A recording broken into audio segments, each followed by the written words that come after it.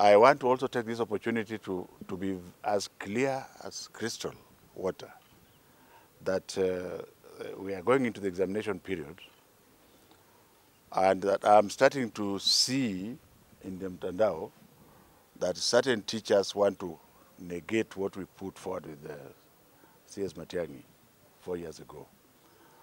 This term that is coming, we are going to apply the rules that were made at that time, which means nobody, and I mean absolutely nobody, in both public and private schools, which are going to be exam centers, is allowed to interfere with our children as they are taken through the last revision of the syllabus. So there will be no events in schools, as you are aware. No fundraising, whether it is in public or private school, doesn't matter who you are.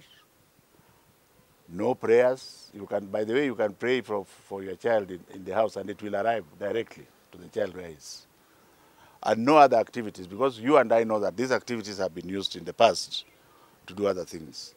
So if there is some imagination that leadership at the ministry changed and therefore these rules have been relaxed, we are going to be very firm with regards to the teachers in the public service under Teacher Service Commission. We will deal very firmly with those teachers through the Teacher Service Commission.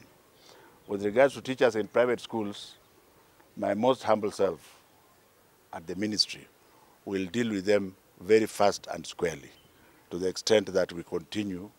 Because, ladies and gentlemen, you are aware that this is the last class that had issues. And our goal had always been that we create 4 classes in high school that are clean, so that the exam for next year, you will see for yourselves. So we shall not allow.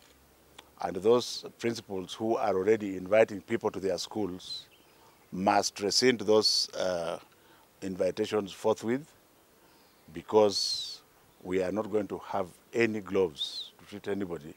There will be no sacred cow, and I want this to be a very soft warning, because from there on we shall just act. So if you want to do anything, you should have finished everything by the second term.